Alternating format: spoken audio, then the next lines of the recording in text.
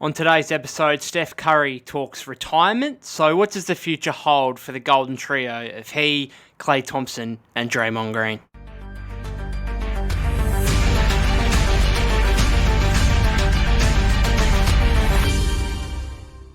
Yes, welcome back to the Golden State with Mates podcast. So Stephen Curry had a segment on the Today Show with Willie Geist over the weekend. Apologies if I've mispronounced that as an Australian. I'm sure you can imagine that I don't watch the US Today Show too much. But he had a segment on there and it was quite a good piece, actually. I'll leave a link in the description for those who haven't watched it quite yet. But one of the last questions he was asked during the interview was regarding retirement and whether Steph had thought about that at this stage of his career. And this was his response. He said, "You do start thinking about it. The thoughts do creep in of what that timeline really looks like. I'm doing all those things to give myself a chance to be successful, but you know the ball is going to stop bouncing at some point. I just don't think it's going to be anytime soon." So it got me thinking about the future of Stephen Curry and, of course, his longtime teammates as well in Draymond Green and Klay Thompson. So first thing is, like, there's obviously a positive to that statement that Steph made, that the last point, I just don't think it's going to be anytime soon. So, of course, he's 35 years of age. He's contracted for another 3 seasons, so that will take him through to age 38.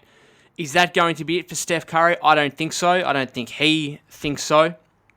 And I think him, just as a player, the skill level that he has, I've spoke about before, you could make the argument he's the most skilled player in the history of basketball. And yes, there might be somewhat of a physical decline, although he's in such great physical shape still. And I think he needs to be commended a lot for the way that he's transformed his body from a young, skinny kid coming out of Davidson to the really strong physical version that he is now, where, of course, he's not tall. He's 6'3". He's not necessarily ever going to be the greatest defender in the world. But what that physicality has allowed him is to fight through screens defensively, to be a much more competitive defender. And then on offense, I think his finishing around the rim and being able to take contact has really elevated as well over the years, to the point where he can be 35 years of age and still be somewhere near prime Steph Curry. I mean, he averaged the third most points of his career last season, 29.4 per game, I believe, and averaged 30.5 points during the postseason, which was a career high. Now, it's not necessarily what you wanted from a Warriors perspective, because by that second round against the Lakers, it was basically Steph or nothing. So really, you probably hope that that doesn't happen again. But it just goes to show that Steph Curry is somewhere near his prime. We saw that 50-piece in Game 7 against the Sacramento Kings. So even if there is a little bit of a physical decline, he's put himself in great shape for that not to happen for a while yet. And just the skill level as the greatest shooter that the game has ever seen, I can see Steph Curry playing into his 40s, like I can with LeBron James. As my Apple Watch goes off again. It seems to want to happen all the time. Let me just turn that off. Sorry. So, yeah, I can see him playing into his 40s like LeBron will, like maybe a couple other players will as well. What kind of contract could we be looking at for Steph Curry after this one? Of course, this one was a 4-year, $215 million extension. He's making $51.3 million next season, and then more than that in the following 2 seasons. Do I think he's going to be a max-level player? I'm not sure. Will he reach a point where... And this is the great thing about Steph, is he is so secure in himself and has shown so much selflessness that maybe he gets to a point at 38 years of age where he thinks, yeah, I'm not going to ask for all the money in the world. I still want to win championships, and I'll try and help the team out here to do so, which is kind of what Draymond Green has done this offseason. Now, Draymond has probably got what he's worth. However, I do think that he's taken a slight discount here in terms of, could he have really asked for more and kind of dragged out this process and put his foot down and asked for $30 million a season? Absolutely. He certainly helped the team out, the franchise out, ownership out, in terms of having a contract that starts at $22.5 million next season to save some cash next season where the Warriors have got the projected highest payroll in the league. And then obviously that contract goes up as some other deals, Chris Paul, Klay Thompson, shall come off the books after next season, and the Warriors can hopefully get under that second tax apron or around there kind of thing. So Draymond Green has really helped the franchise out, and I wonder if Steph Curry may be able to do that as well at the end of this contract. But of course, there's 3 seasons to play out. There is a lot to play out here, and that's the thing. We're trying to project forward deep into the future. Things can change in an instant. I don't want to wish injury upon Steph, upon Klay, upon Dre, upon any player across the NBA, but things can change in a moment, and that's what's got to be taken into account when we're doing these kind of projections at what this trio may look like in a few years' time, because, as I said, so Draymond, moving on to him, 4-year, $100 million. I've said for years that if there were to be one of these 3 players leaving the Warriors at some point before their career ends, then I think it would be Draymond Green. And as much as the new contract would suggest that's not going to be the case, and I'm not saying it's likely by any means, but I actually still believe that to be the case. That if one of these 3 players were to leave the Warriors, it would be Draymond. And there is a world to me where Draymond is traded during this contract. Now, I don't think that's necessarily likely, but let's be honest, he is the most out there of the 3 players in terms of what he has to say off the floor, and also just how he behaves on the floor and his kind of personality, and the Warriors need to have a high tolerance of that. Does he overstay his welcome at some point? Again, I don't think so. I think these 3 guys will ride out into the sunset, trying to win championships for a few years longer before they retire.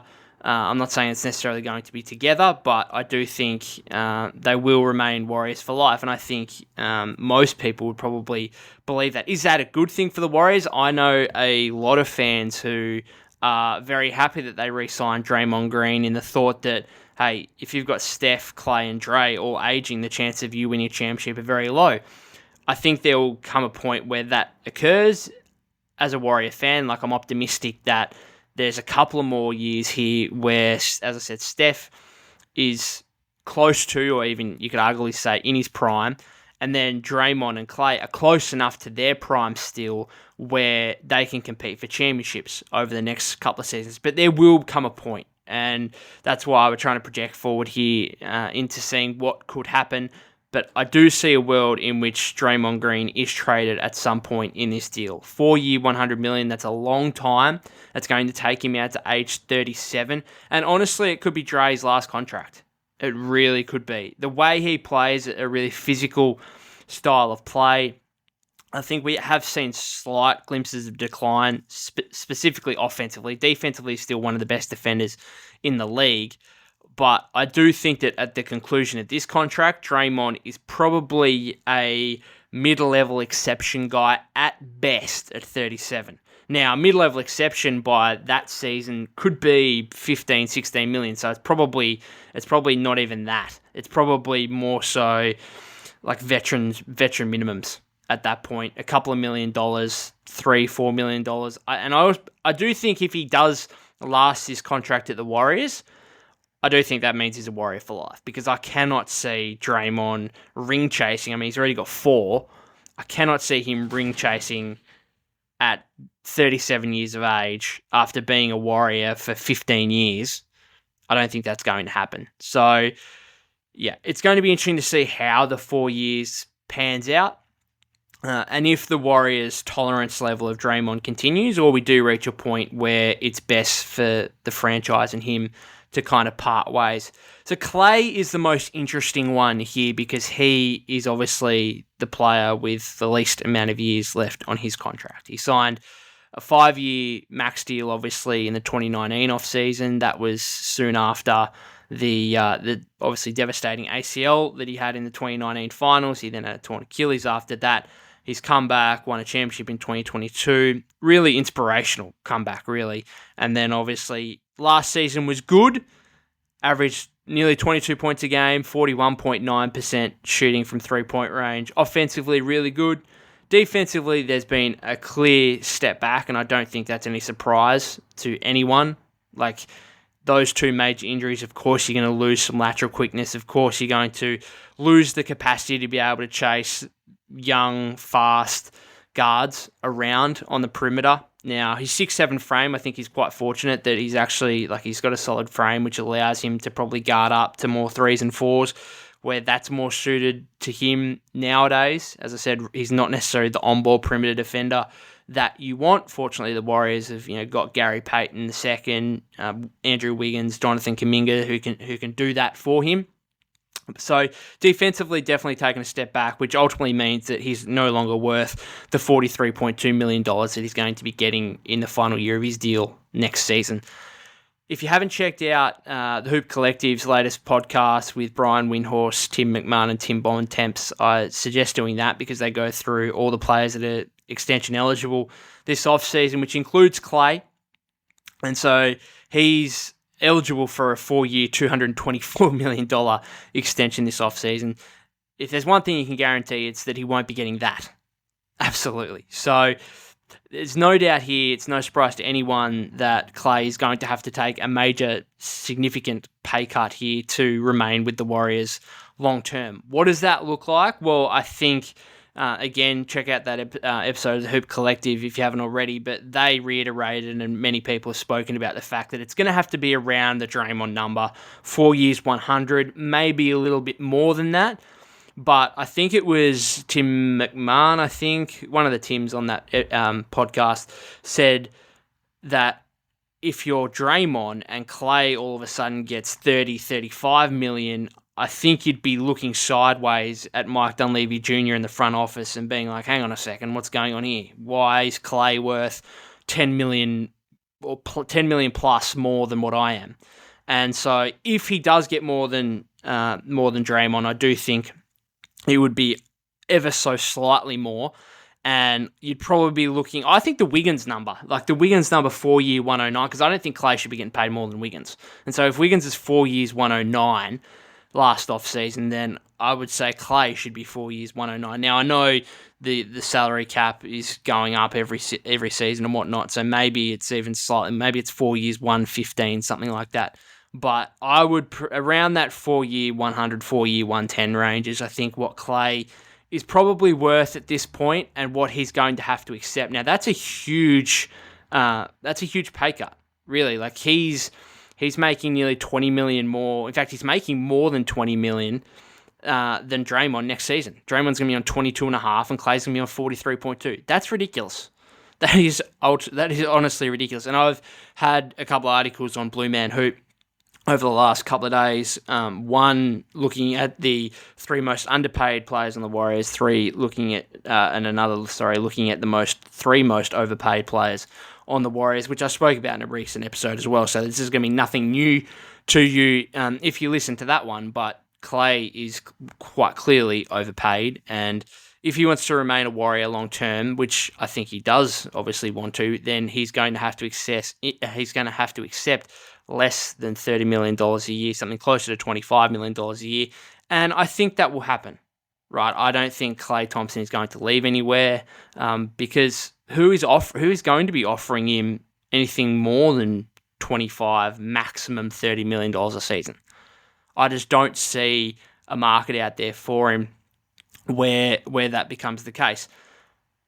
Is he going to be a Warrior for life? Yes. And again, I would have him and Steph more confidently as Warriors for life over Draymond, just because of the personality that Draymond brings to the table, which is great for the Warriors and is why he's got to the point in his career that he has. But of course, it does lead to issues which we've seen even in recent weeks and over the course of his career.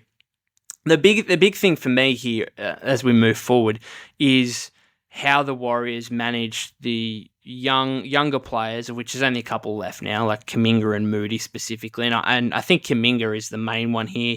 The Poole situation, which was going to come to a head eventually, has now evaporated. So there was going to be a meeting here at some point, and some people probably believe it already should have happened, where you've got to question whether Jordan Poole should be starting over Klay Thompson.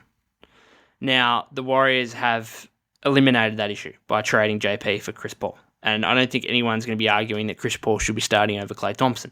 So that's eliminated that issue. I do think at some point we're going to get to potentially to a J.K. Dre issue where Kuminga is really showing enough to the point where fans are clamoring for him to be starting.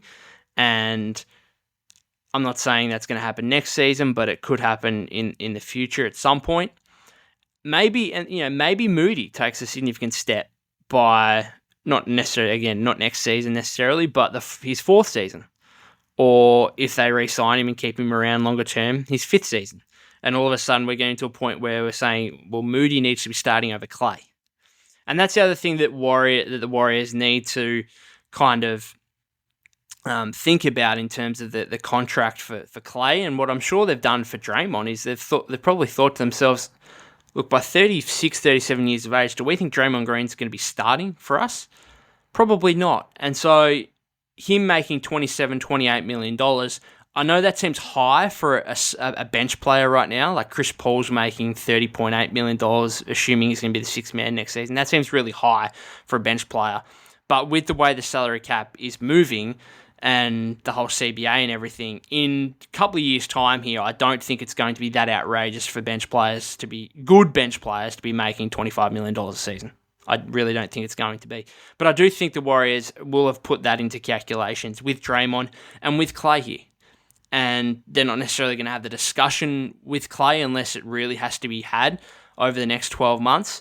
But they'll put into calculations that, hey, we don't think Klay Thompson's necessarily going to be a good starting caliber player on a championship level team in 3 years' time. And therefore, if we're giving him a 3 or 4 year contract extension, then how far are we going to go with it financially if we don't expect him to be that caliber of player by that certain period? So it's going to be really interesting to see how that plays out. Steph, I think, is obviously going to be a starting caliber point guard for the remainder of his current contract, the next 3 seasons. It's funny how he's probably the one that might have the least amount of issues with eventually pushing back to a sixth-man role or a bench role in some perspective. We saw what happened in the 2022 postseason where he was coming back from injury and Jordan Poole was absolutely on fire, and Steph basically said, hey, I'm happy to just come back off the bench, roll back in for a few games, get my legs back under me, let JP cook, as he did, and then go from there. So it's quite funny and quite ironic how he's the best player, yet he might be the one that's actually, at the end of the day, most willing to kind of take a step back and hand the keys over to someone else and move back into a bench role. Again, I don't think that's going to happen. That probably won't happen at all. But even if it does, it won't be happening over the course of the next 3 seasons of his current contract. And again, with Poole out the door now, you have to really question, okay, well, who's the Warriors' next point guard? It's definitely not on the roster right now, unless you think Brandon Podziemski is going to become a starting level point guard in this league, which I don't believe he will be, not a championship caliber starting point guard anyway. So it's going to be fascinating to see what happens with this trio. I think Warrior fans shouldn't be too anxious with any of them departing the franchise anytime soon, especially even if Klay's only got 1 year left on his deal. I think they'll sort something out. I don't think it will necessarily be this offseason. I think Klay will eventually become an unrestricted free agent, but you'll probably see a situation similar to Draymond where he's not got any intention of leaving the franchise and a deal gets done pretty early in the first seconds of free agency like Draymond's was.